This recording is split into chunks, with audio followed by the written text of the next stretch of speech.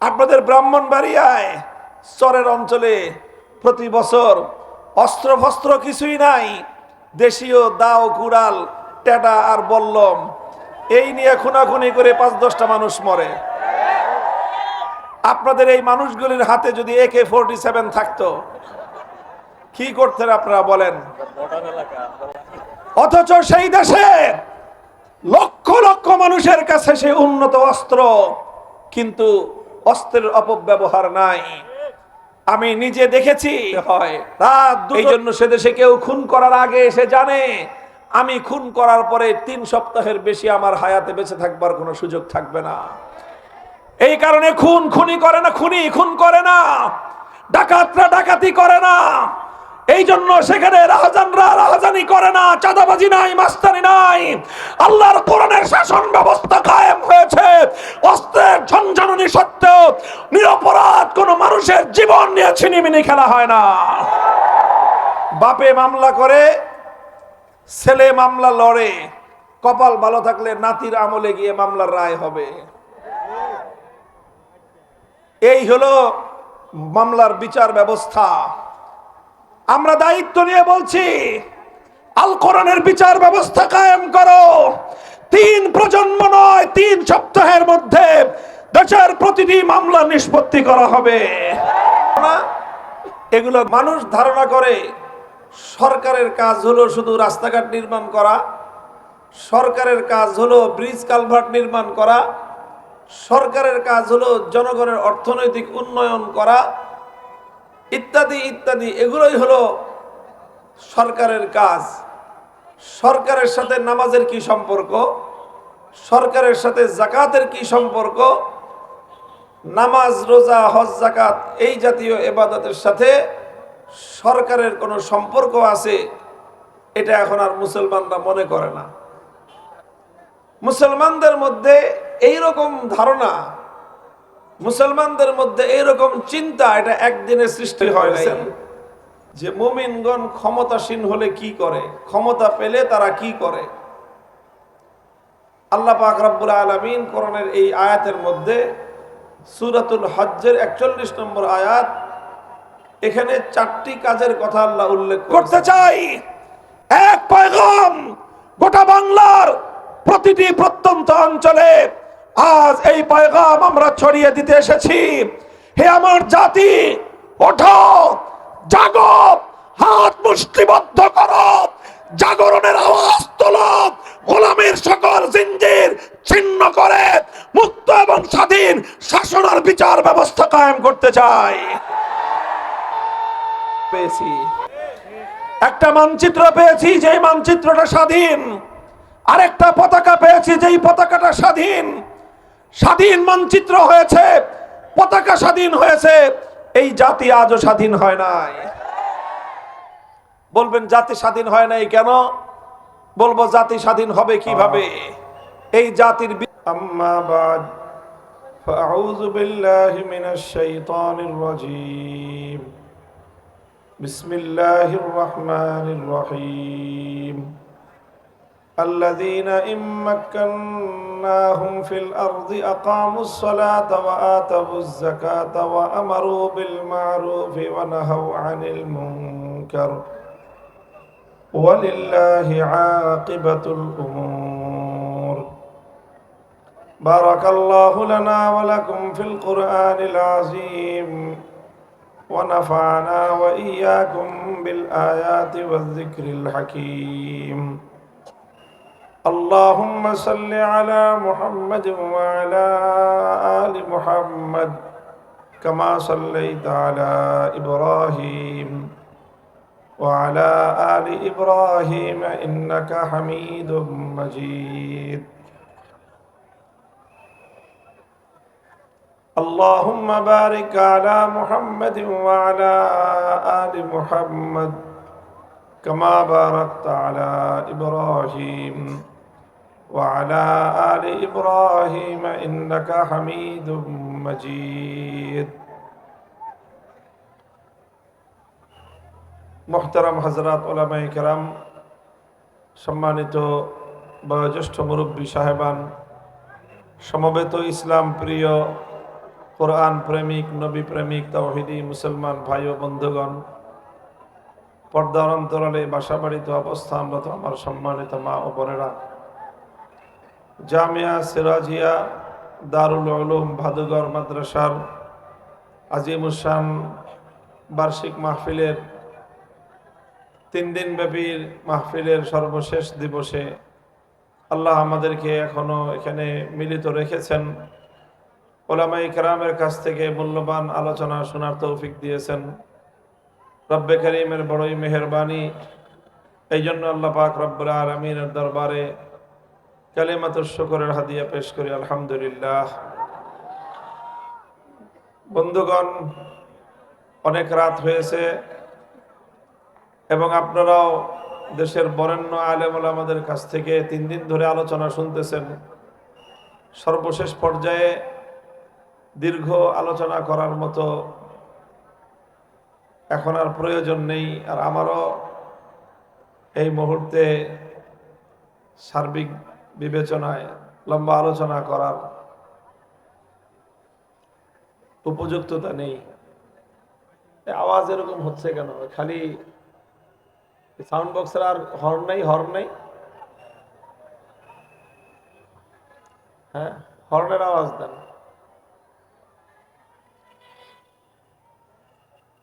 তো আমি আপনাদের সম্মুখে পবিত্র কোরআনে কারীমের সূরাতুল হজ্জের 41 নম্বর আয়াতখানা তেলাওয়াত করেছি।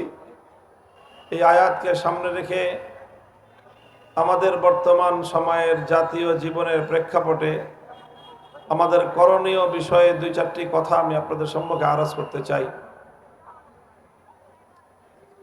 মুহতারাম হাজিরিন, আমার তেলাওয়াতকৃত আয়াতের মধ্যে আল্লাহ পাক রব্বুল আলামিন মুমিন মুসলমানদের একটি বৈশিষ্ট্যের সম্পর্কে আলোচনা করেছেন, একটি বৈশিষ্ট্যের কথা উল্লেখ করেছেন। কোরআনে কারীমের বিভিন্ন জায়গায় ঈমানদারদের অনেক সিফাত, অনেক গুণাবলী, অনেক বৈশিষ্ট্য আল্লাহ আলোচনা করেছেন। এক এক জায়গায় এক এক ধরনের বৈশিষ্ট্য আলোচনা করেছেন। আমি যে আয়াত তেলাওয়াত করেছি এটাও মুমিনের একটা বিশেষ অবস্থার প্রেক্ষিতে আল্লাহ পাক রব্বুল আলামিন মুমিনের কিছু বৈশিষ্ট্য উল্লেখ করেছেন। আল্লাহ বলেন যে আল্লাযীনা ইম্মাক্কান্নাহুম ফিল আরদ, আল্লাহ বলতেছেন যে আমি যদি মুমিনদেরকে পৃথিবীতে ক্ষমতা প্রদান করি, মুমিনদেরকে যদি আমি ক্ষমতা দেই, তখন ঈমানদারগণ সেই ক্ষমতা পেয়ে তারা কি করবে? তারা ক্ষমতাসীন হয়ে করবেটা কি? আল্লাহ পাক রব্বুল আলামিন মুমিনদের এই বৈশিষ্ট্যের কথাই উল্লেখ করেছেন যে মুমিনগণ ক্ষমতাসীন হলে কি করে, ক্ষমতা পেলে তারা কি করে। আল্লাহ পাক রব্বুল আলামিন কোরআনের এই আয়াতের মধ্যে সূরাতুল হজ্জের 41 নম্বর আয়াত, এখানে 4টি কাজের কথা আল্লাহ উল্লেখ করেছেন। আল্লাহ বলতেছেন আল্লাযীনা ইম্মাক্কান্নাহুম ফিল আরদি আকামুস সালাতা ওয়া আতাউয যাকাতা ওয়া আমারু বিল মা'রুফি ওয়া নাহাউ আনিল মুনকার, যে আমি যদি ঈমানদারদেরকে রাষ্ট্র ক্ষমতা প্রদান করি তাহলে সর্বপ্রথম তারা সালাত এবং নামাজ কায়েম করবে। 2 নম্বর হলো ওয়া আতাউয যাকাত, তারা যাকাত ব্যবস্থা বাস্তবায়ন করবে। 3 নম্বর হলো আমারু বিল মা'রুফ, ঈমানদাররা ক্ষমতা পেলে মানুষকে সৎ কাজের আদেশ জারি করবে। 4 নম্বর কাজ হলো ওয়া নাহাউ আনিল মুনকার, ঈমানদারগণ ক্ষমতা পেলে তারা সেই ক্ষমতার মাধ্যমে মানুষের উপর অন্যায় নাফরমানির কাজের ব্যাপারে নিষেধাজ্ঞা জারি করবে। এই হলো 4 দফা কর্মসূচি। এটা স্বয়ং আল্লাহ পাক রব্বুল আলামিন নিজেই কোরআনে কারীমের মধ্যে ঘোষণা করেছেন যে ঈমানদাররা যদি ক্ষমতা পায় তাহলে সেই ক্ষমতার মাধ্যমে তারা এই কাজগুলো করবে। মুফাসসিরিনে কেরামগণ সেই পূর্ব যুগ থেকে নিয়ে বর্তমান যুগ পর্যন্ত, ইমাম কুরতুবী থেকে ইবনে কাসির ইবনে কাসির থেকে বর্তমান যুগ পর্যন্ত সকল মুফাসসিরিনে কেরামগণ এখানে ক্ষমতা দেওয়ার কথা যে বলা হয়েছে, এই ক্ষমতার দ্বারা আল্লাহ পাক রব্বুল আলামিনের কোন ক্ষমতা উদ্দেশ্য সেটা তারা তাফসীর করেছেন। মাক্কান্নাহুম ফিল আরদ আই ইন আ'তাইনাহুমুস সালতাহ ওয়া কাওয়াইনাহুম। আল্লাহ বলেন, আমি যদি তাদেরকে রাষ্ট্র ক্ষমতা প্রদান করি। অন্য কোনো ক্ষমতার কথা এখানে বলা হয় নাই। যে শাসন ক্ষমতা যদি আল্লাহ মুমিনদের হাতে, মুসলমানদের হাতে যদি আল্লাহ পাক শাসন ক্ষমতা দান করেন, রাষ্ট্র ক্ষমতা যদি তাদেরকে আল্লাহ প্রদান করেন, তাহলে রাষ্ট্র ক্ষমতার মাধ্যমে তারা এই কাজগুলো করবে। এক নম্বর হলো তারা নামাজ কায়েম করবে, দুই নম্বর হলো তারা যাকাত ব্যবস্থা বাস্তবায়ন করবে। মুহতারাম হাজিরিন, আল্লাহ পাক রব্বুল আলামিন মুমিন এবং মুসলমানরা যখন ক্ষমতাসীন হবে, সেই ইমানদার ক্ষমতাসীনদের অগ্রাধিকারের ভিত্তিতে এই কাজগুলোর কথা উল্লেখ করেছেন। এই দায়িত্বগুলো আল্লাহ নিজে অর্পণ করেছেন। আমাদের মধ্যে সাধারণত একটা ধারণা আছে, ভুল ধারণা। এই ভুল ধারণাটা মুসলমানদের মধ্যে শত শত বছর ধরে ষড়যন্ত্রের মাধ্যমে, চক্রান্তের মাধ্যমে ইহুদি, খ্রিস্টান এবং ইসলাম বিদ্বেষীরা নানা কৌশলে মুসলমানদের মন মগজে এই ধারণাটা এস্টাবলিশ করে দিয়েছে, প্রতিষ্ঠিত করে দিয়েছে। কি ধারণা? মানুষ ধারণা করে সরকারের কাজ হলো শুধু রাস্তাঘাট নির্মাণ করা, সরকারের কাজ হলো ব্রিজ কালভার্ট নির্মাণ করা, সরকারের কাজ হলো জনগণের অর্থনৈতিক উন্নয়ন করা, ইত্যাদি ইত্যাদি। এগুলোই হলো সরকারের কাজ। সরকারের সাথে নামাজের কি সম্পর্ক? সরকারের সাথে যাকাতের কি সম্পর্ক? নামাজ, রোজা, হজ, যাকাত এই জাতীয় ইবাদতের সাথে সরকারের কোনো সম্পর্ক আছে, এটা এখন আর মুসলমানরা মনে করে না। মুসলমানদের মধ্যে এই রকম ধারণা, মুসলমানদের মধ্যে এইরকম চিন্তা, এটা একদিনে সৃষ্টি হয় নাই। এটা ইসলাম বিদ্বেষীদের দীর্ঘ ষড়যন্ত্র এবং চক্রান্তের ফসল। মুহতারাম হাজিরিন, এই জন্য এই আলোচনা আমি মুসলমানদের সামনে করি, যাতে আমার দেশের মুসলমানেরা, আমাদের সমাজের ইমানদাররা, তারা যেন একটু সচেতন হয়। আল্লাহর কোরআন সম্পর্কে তারা যেন আরেকটু লক্ষ্য করে যে কোরআন তাদেরকে কি শিক্ষা দিচ্ছে আর জাতি হিসেবে তারা কি করতেছে। মুহতারাম হাজিরিন, সর্বপ্রথম আল্লাহ পাক রব্বুল আলামিন নামাজ কায়েমের কথা বলেছেন। আমরা জানি যে নামাজ এটা কত গুরুত্বপূর্ণ বিষয়। নামাজ শুধু মুসলমানের পরকালের মুক্তির গ্যারান্টি নয়, নামাজ যেমনি ভাবে মুমিনের জন্য পরকালের মুক্তির নিশ্চয়তা দেয়। হাদিসের মধ্যে আল্লাহ রাসূল সাল্লাল্লাহু আলাইহি ওয়াসাল্লাম ইরশাদ করেছেন, মিফতাহুল জান্নাতিস সালাহ। জান্নাতের চাবি হলো কি? নামাজ। নামাজ হলো জান্নাতের চাবি। এই মাইকে তো কথা বলা যাবে না।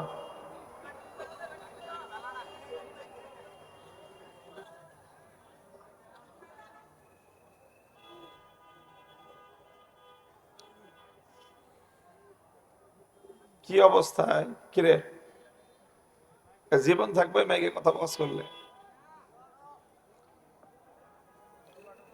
রাসূল সাল্লাম, আরে ফ্যানগুলো সব বন্ধ করলেন কেন? আপনার বসার জন্য গরমে তো থাকা যেতেছে না। ফ্যান ছিল একটা এদিকে।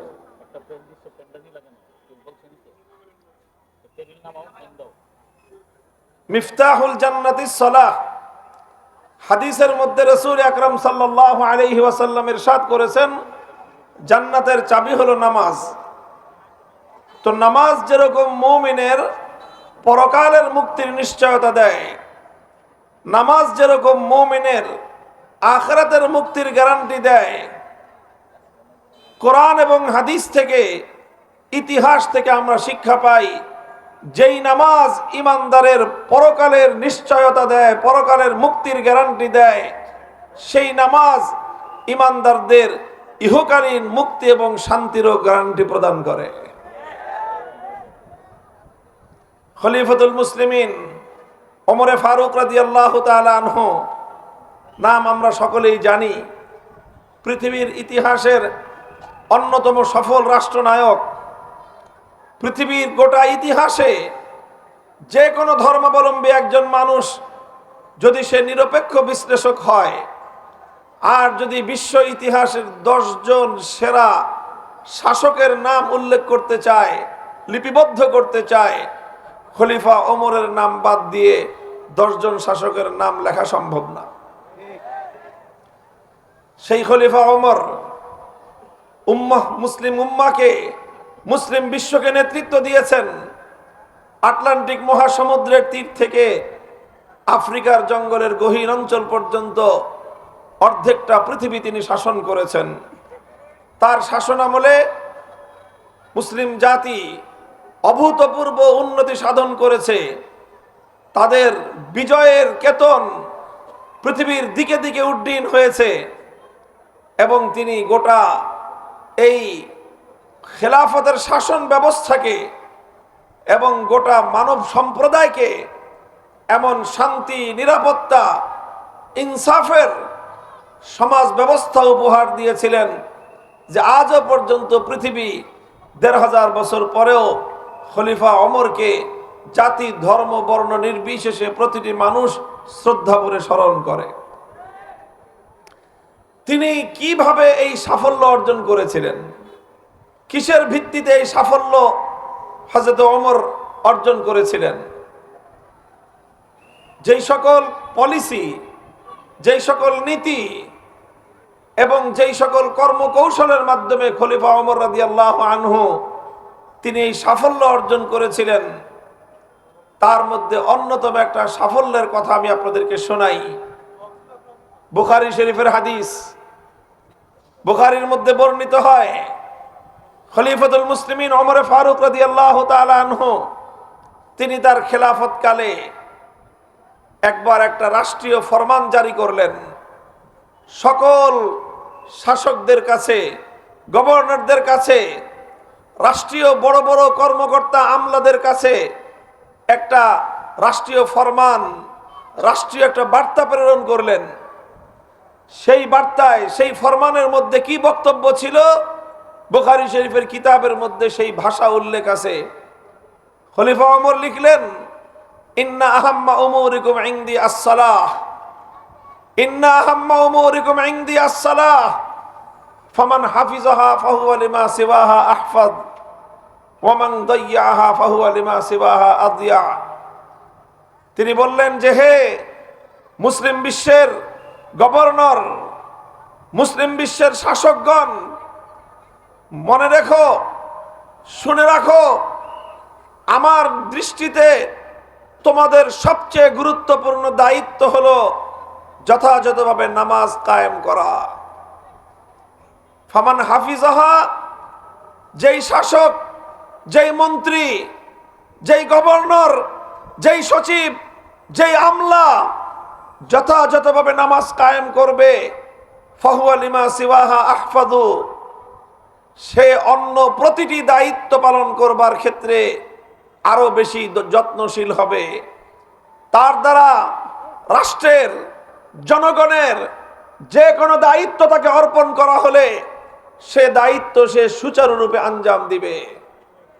ওয়ামান দাইয়াহা ফাহুয়া লিমা সিওয়াহা আযিয়াউ, আর যে নামাজকে নষ্ট করবে, নামাজের প্রতি যত্নশীল হবে না, যেই গভর্নর, যেই কর্মকর্তা, যেই মন্ত্রী মিনিস্টার নামাজের প্রতি যত্নশীল হবে না, বরং সে নামাজকে নষ্ট করবে, ফাহুয়া লিমা সিওয়াহা আযিয়াউ, তাকে যে কোনো দায়িত্ব দেওয়া হোক সে দায়িত্ব তার দ্বারা সুচারুরূপে আঞ্জাম পাবে না, বরং যেখানেই দায়িত্ব দেওয়া হোক সেটাকেই সে নষ্ট করবে।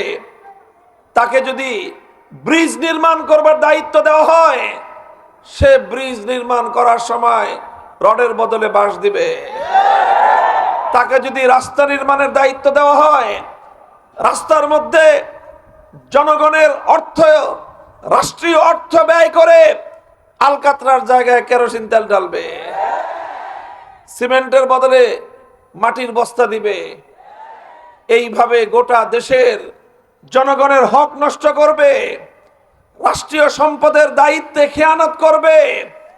তার দ্বারা জনগণের হক এবং অধিকার আদায় হওয়া সম্ভব নয়।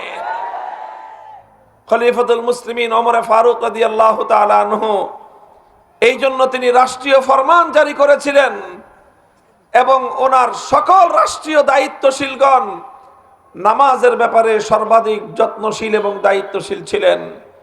আর এই যত্নের বলেই খলিফাতুল মুসলিমিন ওমর ফারুক রাদিয়াল্লাহু তাআলা আনহু গোটা বিশ্বব্যাপী এইরকম সফল শাসক হিসেবে, খলিফা হিসেবে পৃথিবীর ইতিহাসে স্বর্ণের অক্ষরে নিজের নাম লিপিবদ্ধ করে রাখতে পেরেছেন।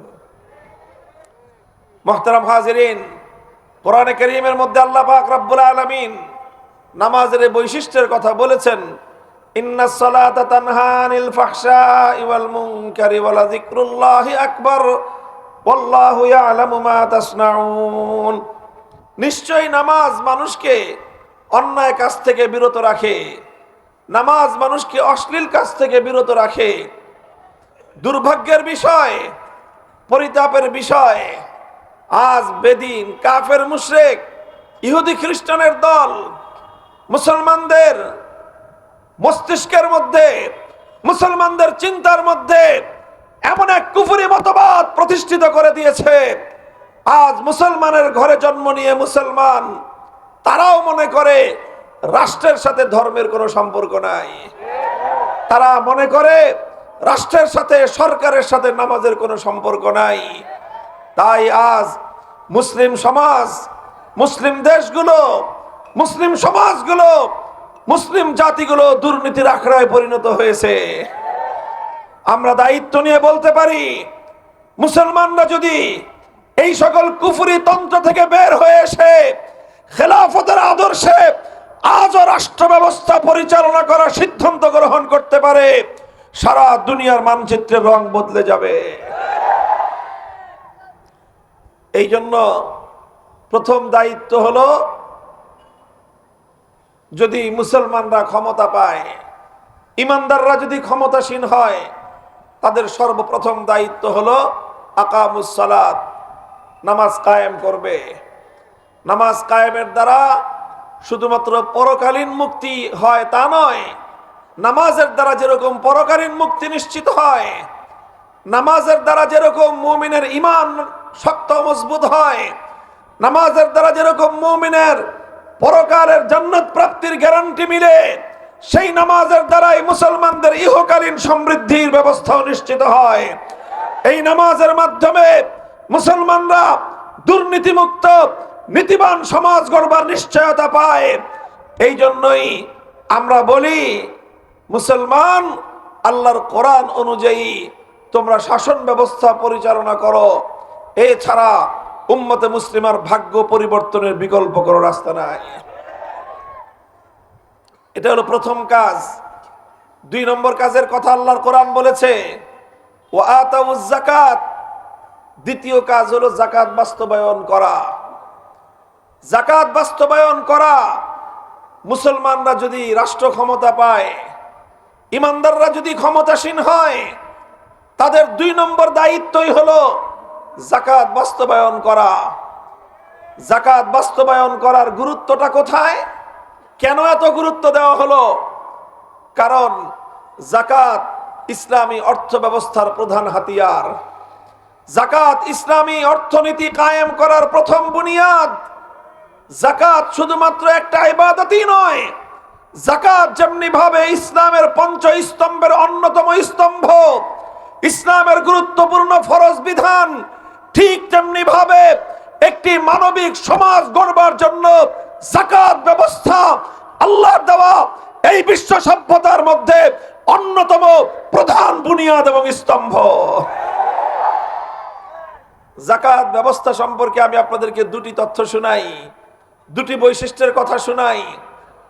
মুহতারাম হাজিরিন, ইসলাম আমাদেরকে যে অর্থ ব্যবস্থার কথা দেয়, ইসলাম যে অর্থ ব্যবস্থা অর্থনীতি কায়েম করার নির্দেশনা প্রদান করেছে কোরআন হাদিসের মধ্যে, তাতে যাকাত এটা হলো অন্যতম একটা বুনিয়াদী বিষয়। দুঃখ এবং পরিতাপ লাগে, খুবই দুঃখের বিষয়, মুসলমানরা আজ কোরআন তেলাওয়াত করে, মুসলমানরা কোরআনের ব্যাখ্যা করে, কোরআনের গবেষণা করে, মুসলমানগণ আজ ইসলামী ফিকহের এলেম আলোচনা করে, গবেষণা করে, এটা লেখালেখি করে, কিন্তু সেই কোরআন এবং ইসলামী এলেম অনুযায়ী আসমানি ওয়াহির এলেম মোতাবেক একটা সমাজ গড়বার জন্য মুসলমানদের কোনো গুরুত্ব নাই। তাই আজ মুসলমানদের এই অধোগতি, তাই আজ মুসলমানদের এই অবস্থা। তবে আলহামদুলিল্লাহ, আমরা অত্যন্ত আস্থার সাথে বলতে চাই, এই সুসংবাদ শোনাই, হে তেজদীপ্ত মুসলিম তাওহীদি জনতা, আমি তোমাদেরকে এই সুসংবাদ শোনাই যে ইনশাআল্লাহ 100 বছর গিয়েছে আমাদের কঠিন সময়, সারা দুনিয়ার কোথাও ইসলামী শাসন ব্যবস্থার ছিটে ফোটা পর্যন্ত ছিল না। ইসলাম এবং আল্লাহ প্রদত্ত রাজনৈতিক ব্যবস্থা খেলাফতকে সারা দুনিয়ার কুফরি শক্তি ঐক্যবদ্ধ হয়ে খেলাফত ব্যবস্থাকে দুনিয়া থেকে নির্মূল করে দেয়া হয়েছিল। 100 বছর অতিক্রান্ত হয়েছে।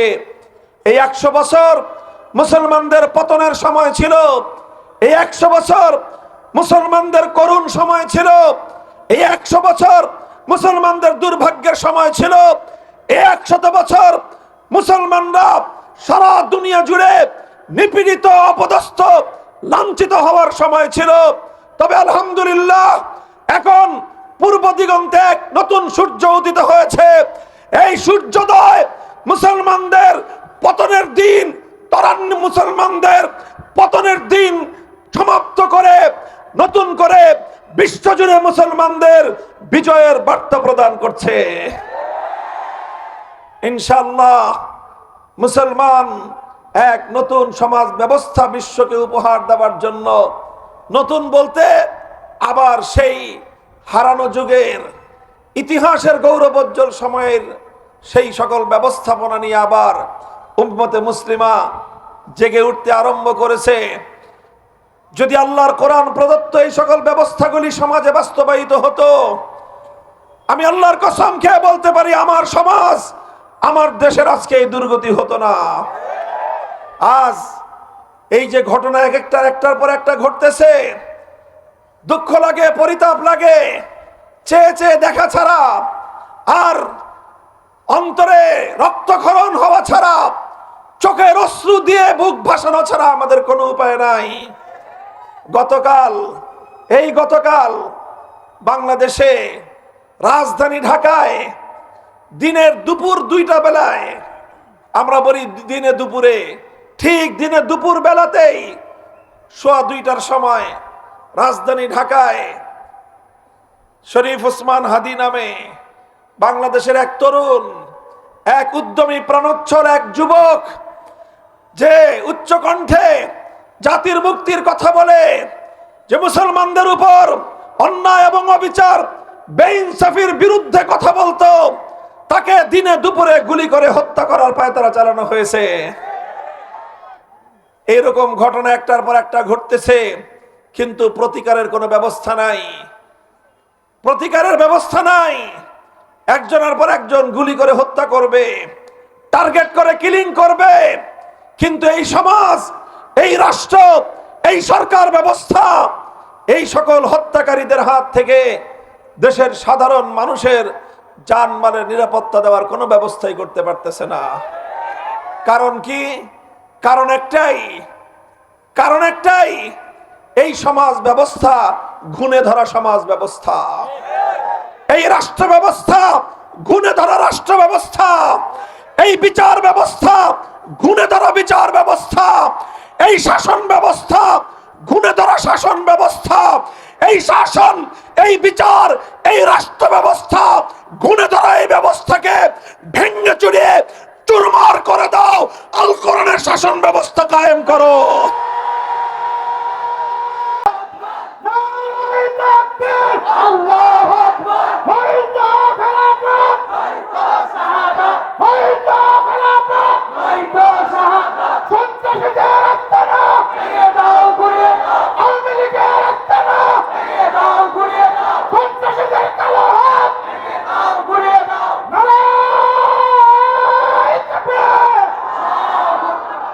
মোহতারাম হাজিরিন, মোহতারাম হাজিরিন, এই যে বিষয়টা আমি বললাম, এই যে বিষয়টা বললাম, আমি একটা কথা বড় আক্ষেপ নিয়ে বলি, বড় কষ্ট নিয়ে বলি। আমরা 190 বছর, কত বছর, 1757 সাল থেকে 1947 সাল, 190 বছর পর্যন্ত আমাদের পূর্বপুরুষরা লড়াই করেছে মুক্তির জন্যে, স্বাধীনতার জন্য, আজাদির জন্যে।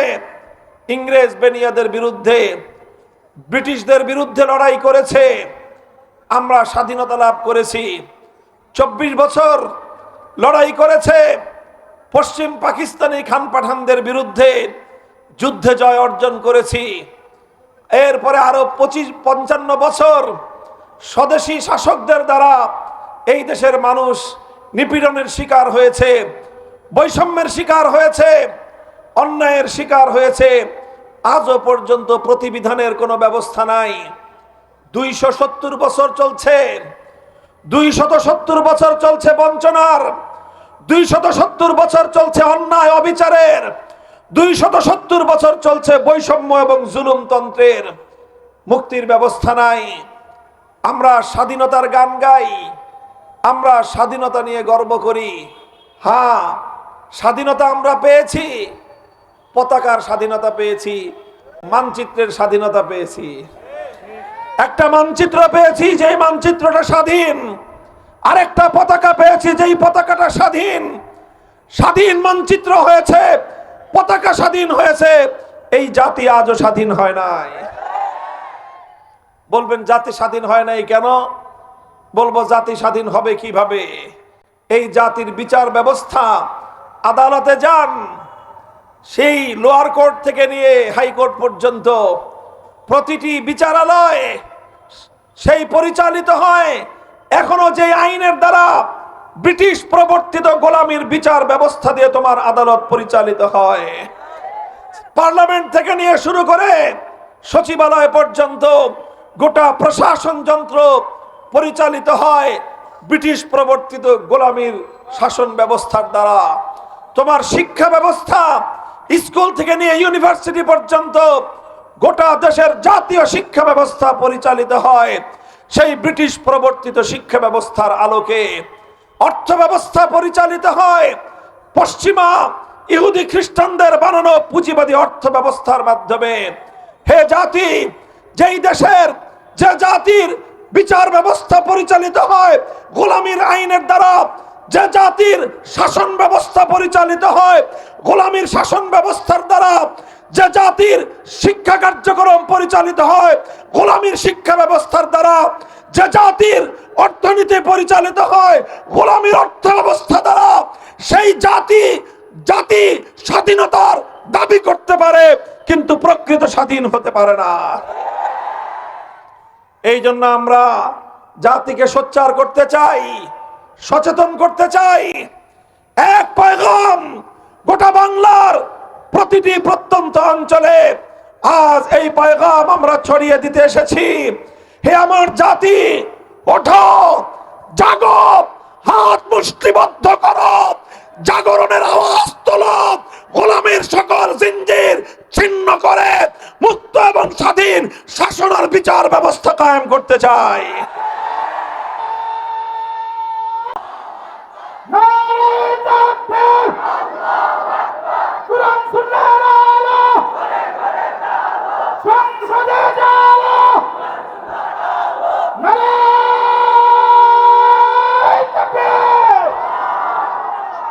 আমাদের দেশে মানুষ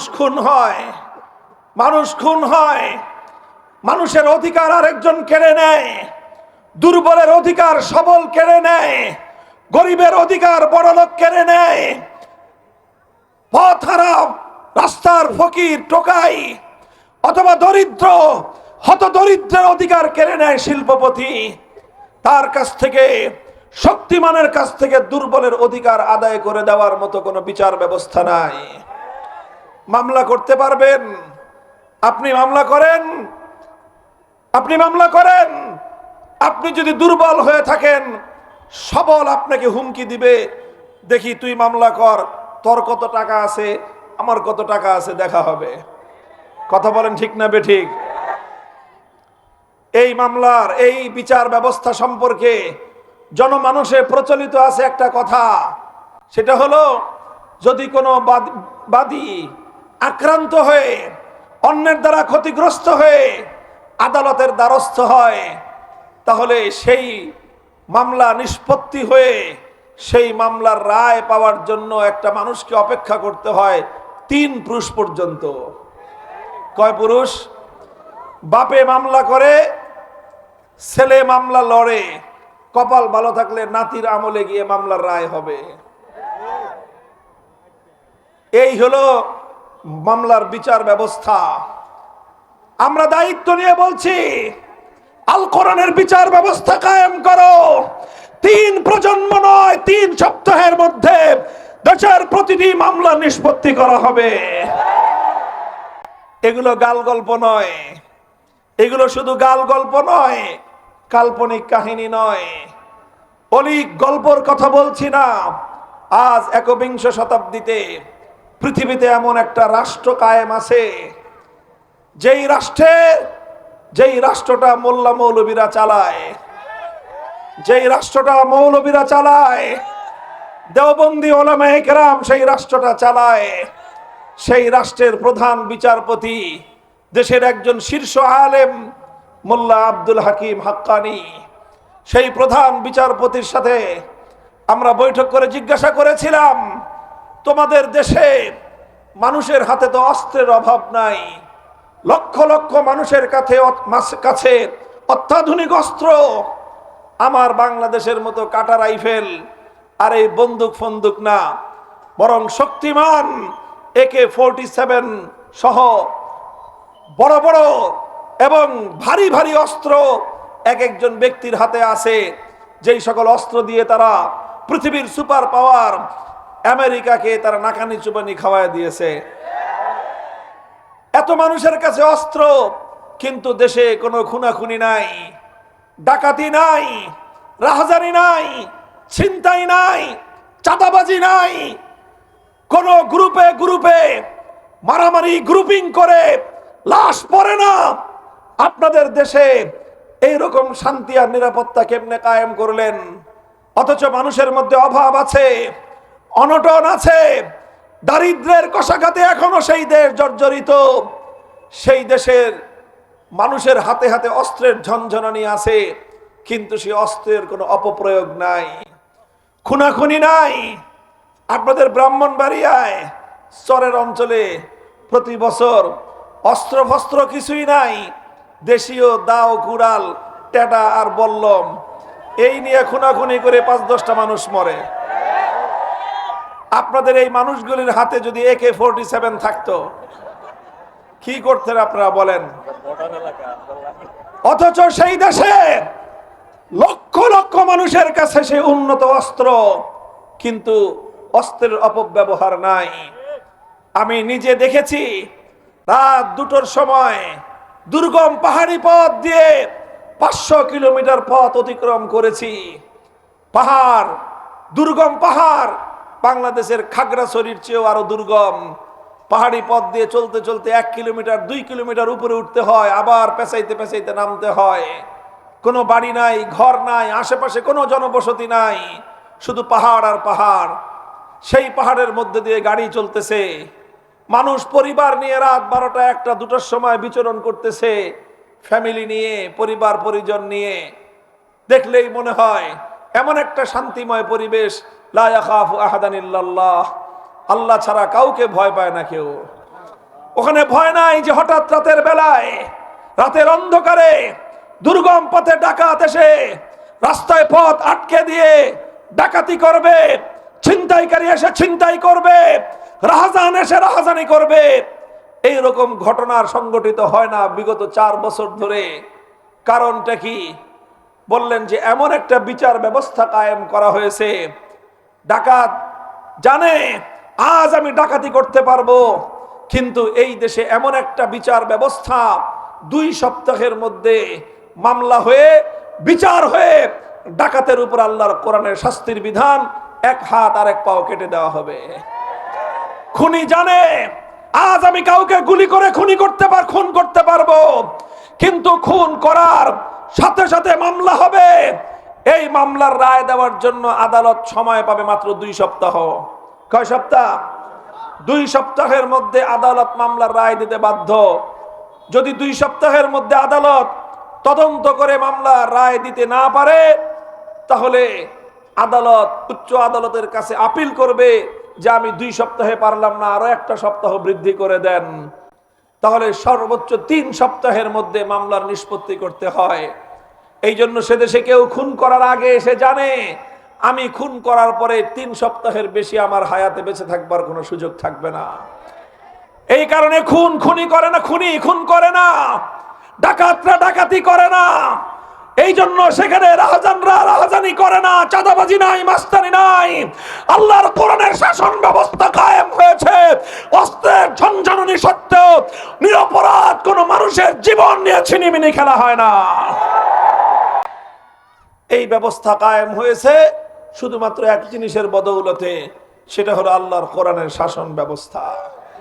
মুহতারাম হাজিরিন, প্রধান বিচারপতি, যুগের একজন শ্রেষ্ঠ আলেম, প্রত্যেকটা আদালতে এমন বিচারক সেখানে কার্যক্রম পরিচালনা করছে যারা প্রত্যেকেই কোরআন এবং হাদিসের আলেম।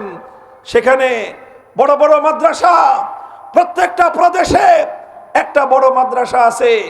সেই মাদ্রাসাগুলো তাখাসসুস পড়ায়, দাওরায়ে হাদিসের পরে ছাত্রদেরকে পড়ানো হয়। আমরা তো শুধু দারুল ইফতা খুলে বসে আছি, আর তাদের প্রত্যেকটা তাখাসসুসের ইদারা হলো দারুল ইফতা ওয়াল কাযা।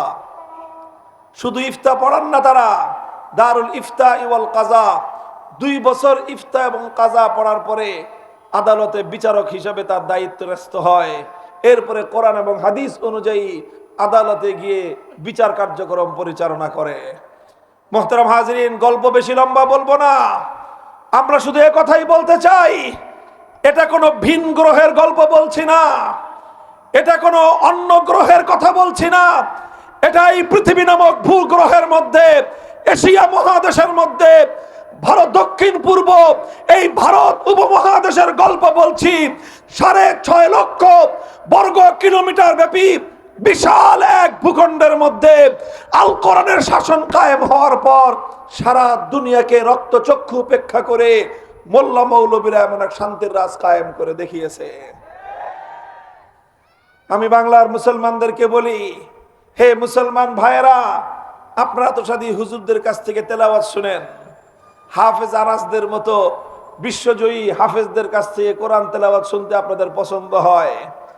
আর এরকম সাজিদুর রহমান সাহেব হুজুর, তারপরে মামুনুল হক সাহেব হুজুর, অন্যান্য বড় বড় হুজুরদের কাছ থেকে কোরআনের ওয়াজ শুনতে আপনাদের ভালো লাগে। মনে রাখবেন, আল্লাহর কোরআন শুধু তেলাওয়াত করার জন্য আর ওয়াজ করার জন্য নাজিল হয় নাই। এই কোরআন যেমন তেলাওয়াতের জন্য নাজিল হয়েছে, এই কোরআন যেমন ওয়াজের জন্য, তালিমের জন্য নাজিল হয়েছে, এই কোরআন জাহান্নামের আগুনে জ্বলে পুড়ে ছারখার এই মানব সভ্যতাকে খোদার জান্নাতের মতো শান্তির সমাজ কায়েম করার জন্য নাজিল হয়েছে। তাই আসো, জাতিকে আমরা আহ্বান জানাই, নিজেদেরকে পরিবর্তনের সূচনা করো। বলতেছিলাম এই জন্য কোরআনে কারীম, মুসলমানরা শাসন ক্ষমতা পেলে, ইমানদাররা যদি শাসন ক্ষমতা পায়, তাদের 2 নম্বর দায়িত্ব দিয়েছে ওয়া আতাউজ যাকাত, যাকাত বাস্তবায়ন করা। যাকাত বাস্তবায়ন করার গুরুত্বটা কোথায়? আজ যদি আমি আমার দেশের, তুমি যদি তোমার দেশের বাস্তব চিত্রটা যদি একটু গভীর মনোযোগ দিয়ে দৃষ্টি করো, তাহলে চোখে আঙ্গুল দিয়ে তোমাকে আমি দেখিয়ে দিতে পারবো যাকাত ব্যবস্থা এবং যাকাতের ফিলোসফি, যাকাতের দর্শন সমাজে বাস্তবায়িত না থাকার কারণে আজ এই সমাজটা বৈষম্যের সমাজে পরিণত হয়েছে। এই সমাজ কিসের সমাজ? আরে জোরে বলো কিসের সমাজ? আরো জোরে বলো কিসের সমাজ? এই সমাজ এখন বৈষম্যের সমাজ। 24 জুলাইয়ের বিপ্লব ছিল বৈষম্য বিরোধী বিপ্লব। কথা বলো ঠিক না বেঠিক? হে যুব সমাজ, হে ছাত্র সমাজ, স্কুল কলেজ ইউনিভার্সিটির ছাত্র যুবকেরা, বিভিন্ন মিল কল কারখানা ফ্যাক্টরি গার্মেন্টসের শ্রমিক যুবকেরা, আসো, বৈষম্যহীন সমাজ যদি গড়তে চাও, শুধু স্লোগান দিয়ে বৈষম্যহীন সমাজ গড়তে পারবা না।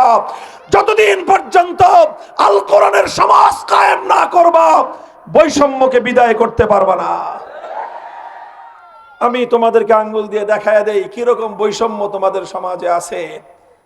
আমাদের দেশে বিগত সরকার একটা স্লোগান মানুষের মুখে মুখে মুখস্থ করানোর চেষ্টা করেছিল। স্লোগানটা কি ছিল? যে বাংলাদেশ হলো উন্নয়নের রোল মডেল। শুনেছিলেন কথাটা? বাংলাদেশ হলো উন্নয়নের রোল মডেল। অনেক উন্নতি হয়েছে। কিভাবে উন্নতি হলো জিজ্ঞাসা করলে বলতো বাংলাদেশের মানুষের আয় আর ইনকাম বেড়ে গেছে, অনেক বাড়ছে। কিরকম ইনকাম বাড়লো, কিরকম আয় বাড়লো? সেই আয় বাড়ার একটা পুঁজিবাদী আয় বৃদ্ধির একটা হিসাব ব্যবস্থা আছে। সেই হিসাবের মাধ্যমে হিসাব কষে তারা দেখায় দিত যে এই যে বাংলাদেশের অর্থনীতির উন্নতি হয়েছে, তার কয়েকটা মানদণ্ড আছে। তার মধ্যে অন্যতম একটা মানদণ্ডের নাম হলো পার ক্যাপিটা ইনকাম। পার ক্যাপিটা ইনকাম মানে হলো মাথা পিছু আয়। কি আয়? আরে কথা বুঝেন না আপনারা? মাথা পিছু আয়। মাথা পিছু আয় মানে কি? মাথা পিছু আয় মানে হলো গড় আয়। গড় আয় বুঝেন? বাংলাদেশের গড় আয় প্রতি বছর আলহামদুলিল্লাহ বাড়তেছে, গড় আয় বাড়তেছে। এবং এই পুঁজিবাদী সমাজ ব্যবস্থায় শুধুমাত্র গড় আয় বাড়ে। আর কি বাড়ে? জিডিপি গ্রোথ বাড়ে। জিডিপি কি জিনিস? গ্রস ডোমেস্টিক প্রোডাকশন, অর্থাৎ মোট আভ্যন্তরীণ উৎপাদন বাড়ে। উৎপাদন বাড়ে, গড় ইনকাম বাড়ে। আর এই ইনকাম এবং জিডিপি বৃদ্ধির এই শুভঙ্করের ফাঁক দিয়ে দেশের জনগণকে ধোঁকাবাজি করা হয়, প্রতারণা করা হয়।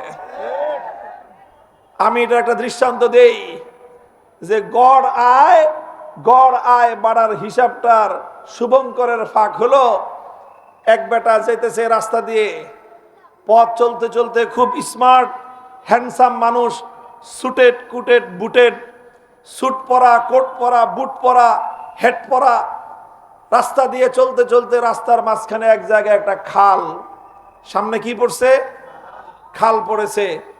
এখন সে খালের পাড়ে এসে চিন্তা করতেছে খালটা পার হবে কেমনে। তো পাশে দেখে এক কৃষক, স্থানীয় কৃষককে ডাক দিছে, এই চাষা, এই খালের মধ্যে কি আমার ঠাই হবে? খালটা পার হতে পারবো? কৃষক বলছে যে না, এই খালের মাঝখানে অনেক গভীর আছে, আপনি পার হইতে পারবেন না।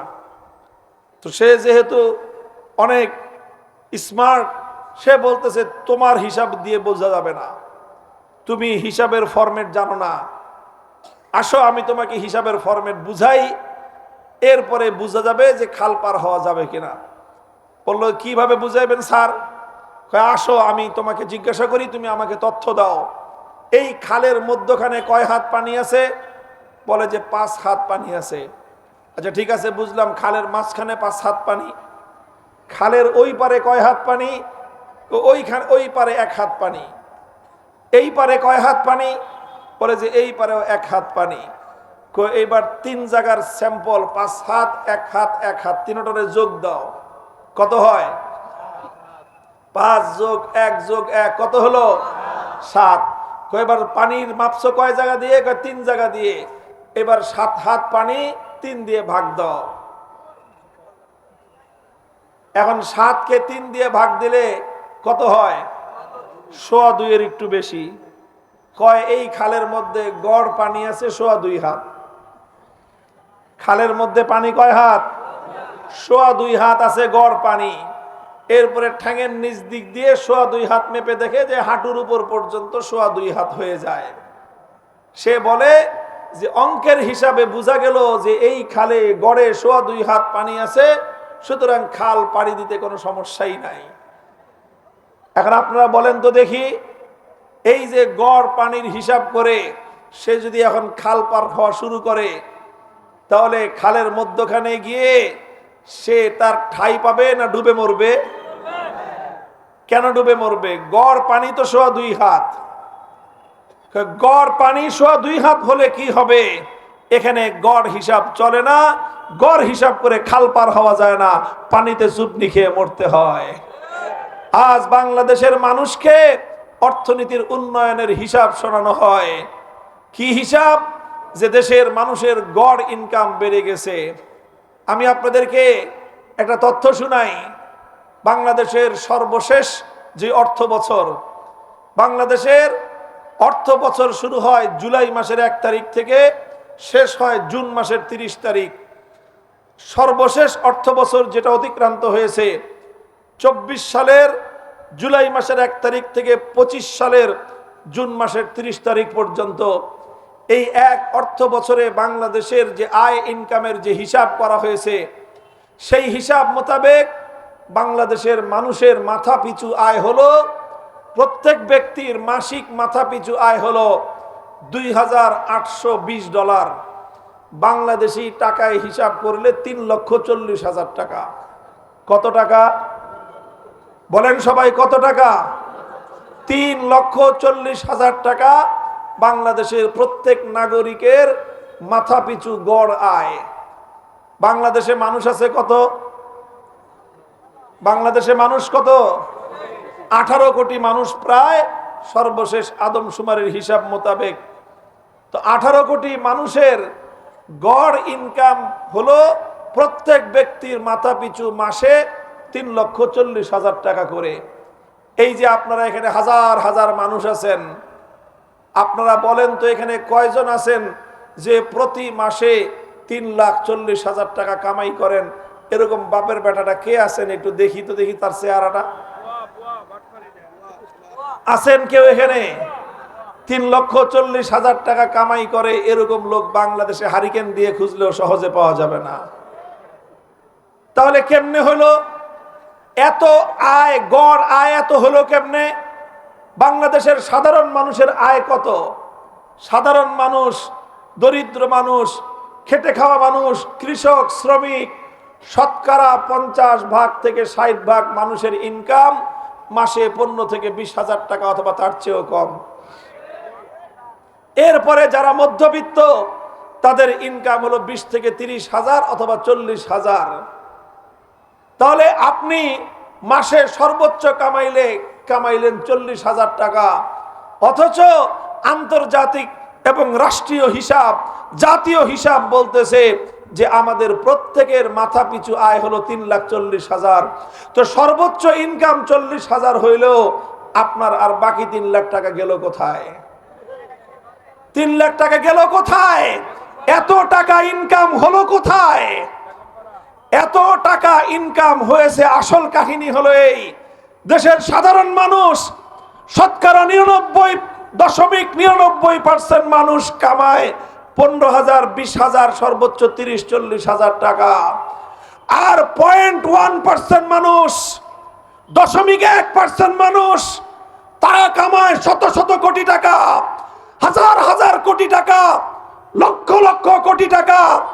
0.1% মানুষের লক্ষ লক্ষ কোটি টাকা, আর 99.99% মানুষের 15,000, 20,000, 30,000 টাকা যখন একসাথে যোগ করা হয়, যোগ করার পরে যখন 18 কোটি দিয়ে ভাগ দেওয়া হয়, তখন প্রত্যেকের মাথা পিছু 3,40,000 টাকা ইনকাম দেখা যায়। তাহলে এবার বুঝতে পারছেন যে সাধারণ মানুষের সাথে ওই এক শ্রেণীর মানুষের ইনকামের ব্যবধান কত বেশি। এটাই হলো এই পুঁজিবাদী অর্থ ব্যবস্থা।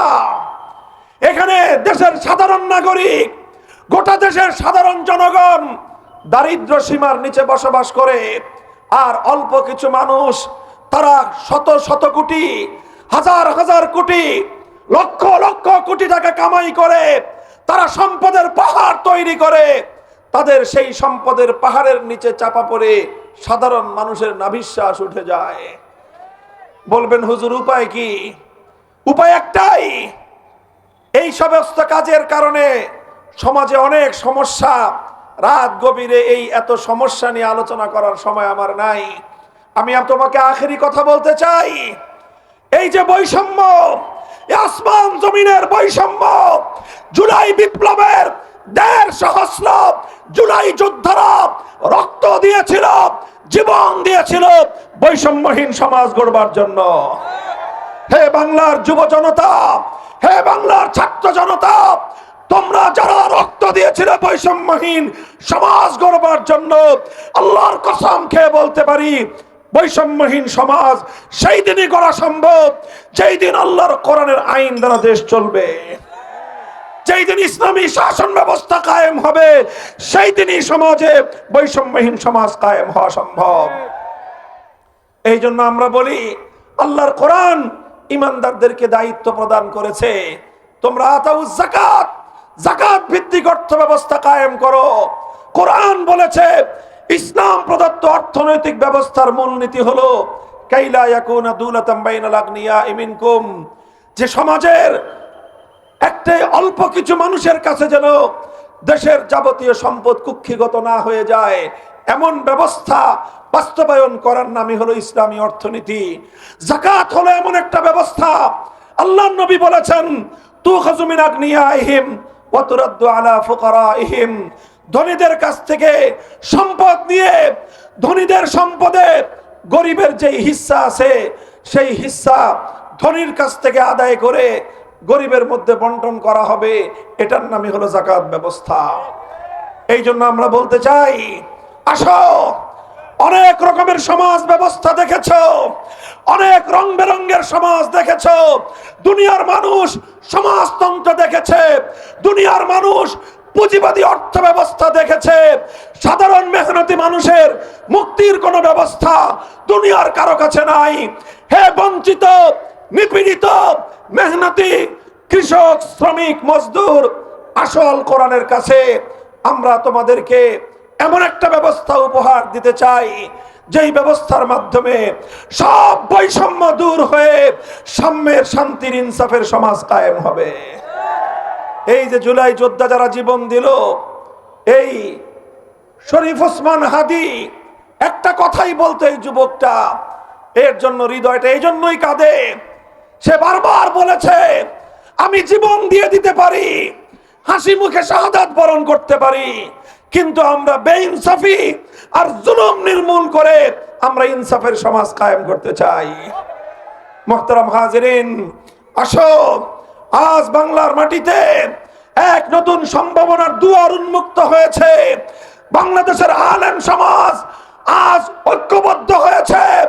ইনশাআল্লাহ আমরা সেই দিন ভবিষ্যৎ দেখছি, আমরা ভবিষ্যৎ দেখছি, বাংলার ভবিষ্যতের পূর্ব দিগন্তে সম্ভাবনার এক নতুন দুয়ার উন্মোচিত হবে, এক নতুন সূর্যোদয় হবে। সেই সূর্যোদয় নতুন বাংলাদেশের নয়, সবুজ বাংলাদেশের নয়, সোনার বাংলাদেশের নয়, ডিজিটাল বাংলাদেশেরও নয়, নতুন একটা বাংলাদেশ হবে, আল কোরআনের বাংলাদেশ, ইসলামের বাংলাদেশ।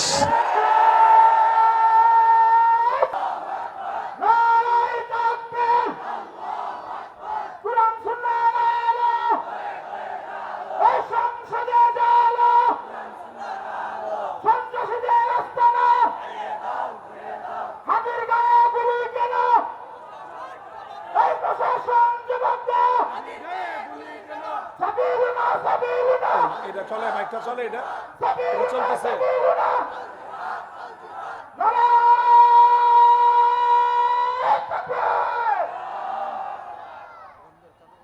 এই অভিশপ্ত মাইক নিয়ে আর কোনোদিন কোনো মাহফিলে যাইস না।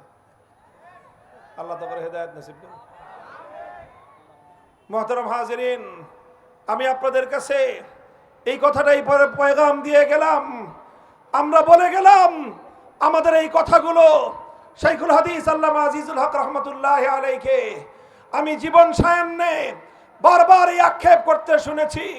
বারবার তিনি আফসোস করে বলতেন, হে বাংলার মানুষ, আমরা তোমাদেরকে আল্লাহর কোরআনের ওয়াজ শোনায় গেলাম, ইসলাম যে কত সুন্দর ব্যবস্থা, শান্তির ব্যবস্থা, ওয়াজ শোনায় গেলাম, কিন্তু ইসলাম শুধু ওয়াজ শোনায় বোঝানোর জিনিস না, ইসলাম বাস্তবায়ন করে দেখানোর জিনিস ছিল। আমাদের পূর্বপুরুষরা চলে গেছেন, মুফাসসির সাহেব হুজুর রাহমাতুল্লাহ আলাইহি চলে গেছেন, ইসলামী সমাজের সৌন্দর্য তোমাদেরকে দেখায় যেতে পারেন নাই। শাইখুল হাদিস আল্লামা আজিজুল হক চলে গেছেন, ইসলামী সমাজ ব্যবস্থার সৌন্দর্য তোমাদেরকে দেখায় দিয়ে যেতে পারেন নাই। মুফতি ফজলুল হক আমিনী রাহমাতুল্লাহ আলাইহি চলে গেছেন, ইসলামী সমাজ ব্যবস্থার সৌন্দর্য তোমাদেরকে দেখায় দিয়ে যেতে পারেন নাই। তবে তারা একটা ভিত কায়েম করে গিয়েছেন, সেই ভিতের উপর দাঁড়িয়ে আমরা শপথ করতে চাই, ইনশাআল্লাহ সুম্মা ইনশাআল্লাহ আমরা হাতে হাত রেখে টেকনাফ থেকে তেতুলিয়ায় একটি সমাজ বিপ্লব করব। সেই সমাজের মাধ্যমে, সেই বিপ্লবের মাধ্যমে বাংলার ক্ষমতার মাসনদে আল্লাহর কোরআনের সমাজ কায়েম হবে।